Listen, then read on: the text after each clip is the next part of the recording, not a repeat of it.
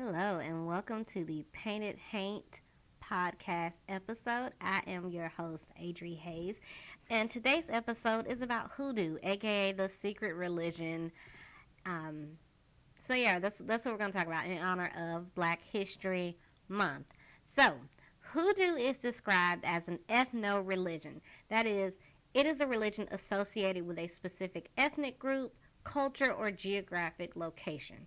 So, in this case, the specific ethnic group is African Americans, the culture is African American culture, and the geographic location is the American South, but also places that people of color, black people, from the American South migrated to.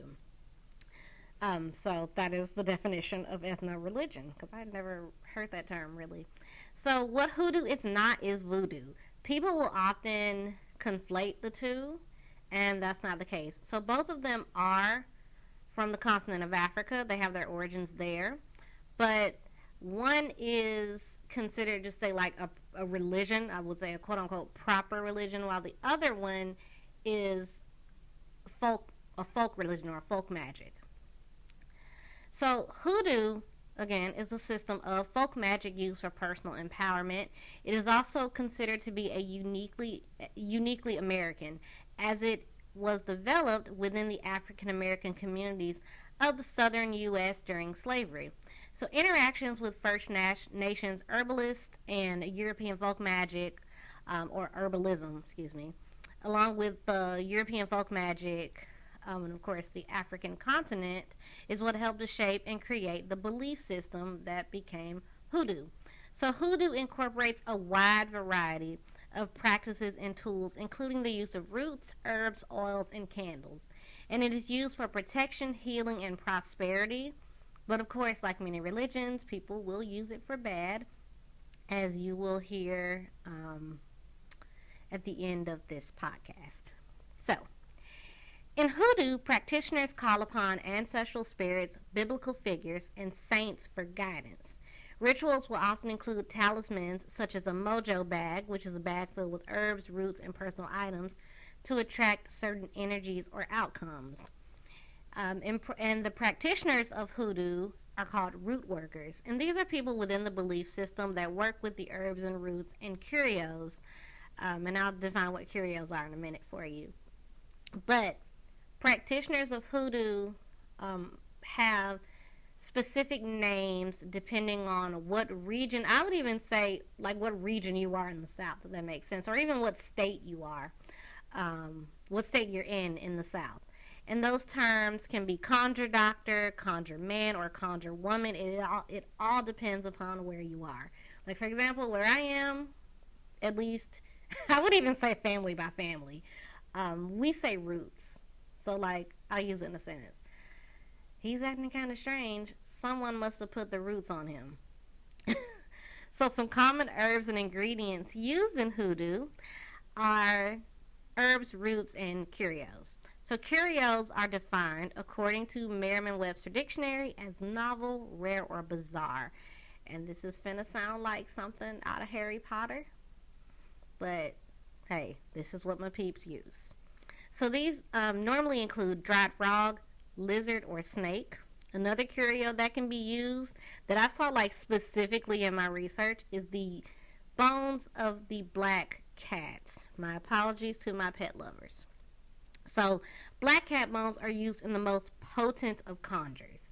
And there is one account that I read in which this man told the story of his friend who was using this black cat ash, like the bones rather, the bone ash, to protect himself.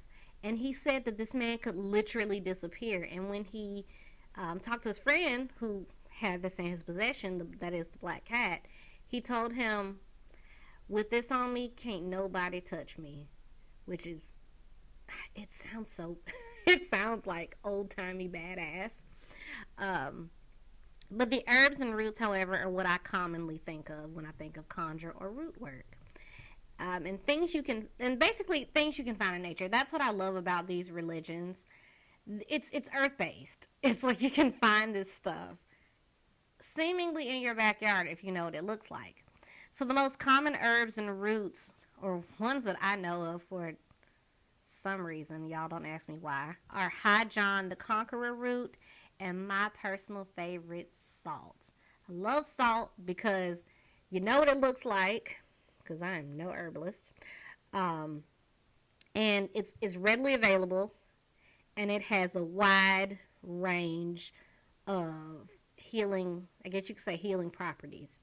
So, the first one we're going to go into is the one that I know the name of, but didn't know what it looked like, and that is High John the Conqueror root. So it is said to bring good luck and financial success if a person has it on them. And when they say financial success, this person will never run out of money as long as they have this particular root. Now, my favorite, salt, is used to ward off bad energy, and it is also used for luck, which I didn't know about the luck part. I always knew the bad luck part. I always knew the bad energy part. Um, Partly, I don't even know where I learned that, but I guess because it's so pervasive in Southern culture, that is hoodoo. Um, I just picked it up somewhere, and I truly believe it does work.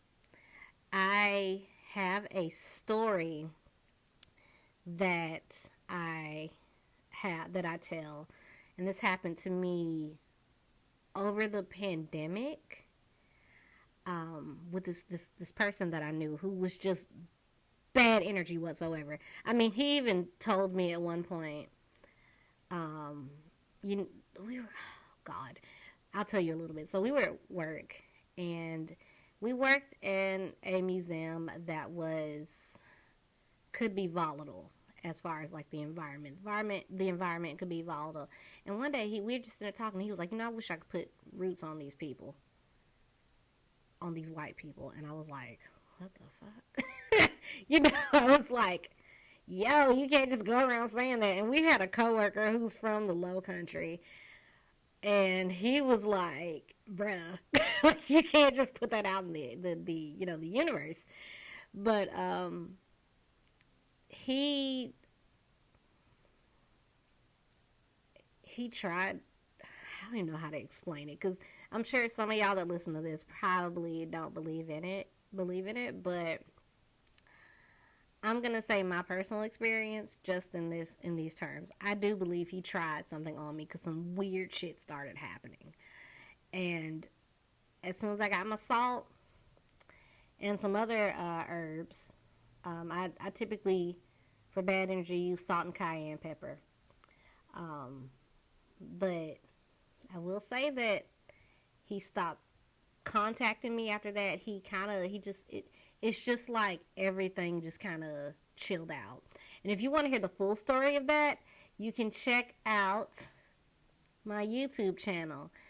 I literally cannot remember what that story was called. I think, it was called Attack of the Neckbeards, because I realize now he was like a neckbeard nice guy type as well,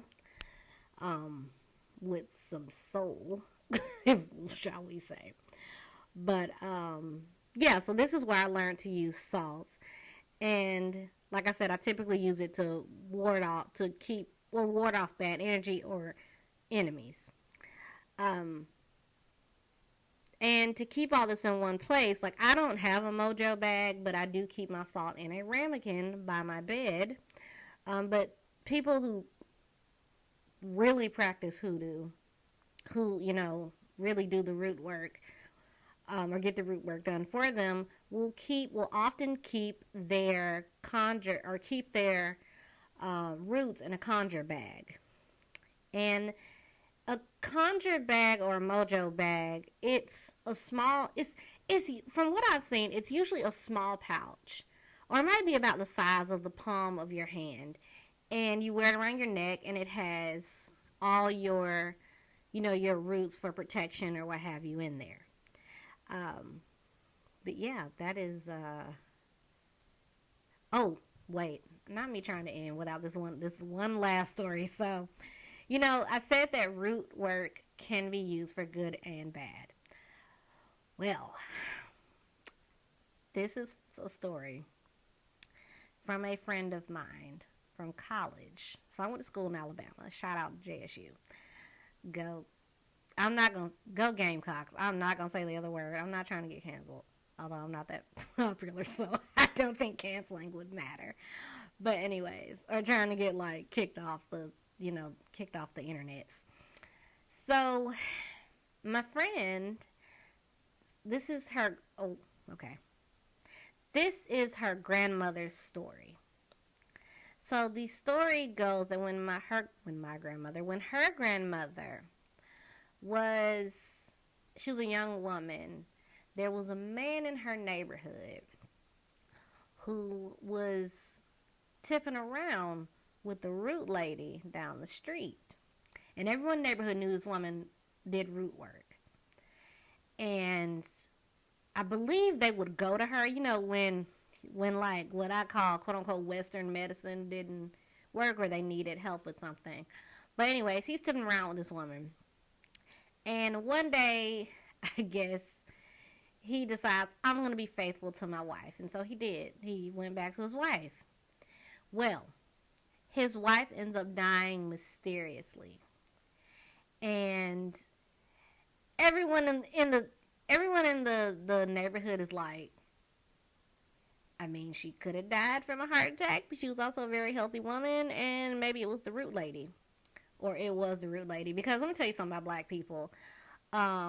We, much like code switching, we code switch in our minds as well. So what I mean by that is, when we code switch in our minds, it's usually a thing of like, at least in my experience, maybe the poor woman was just ill and we didn't know it.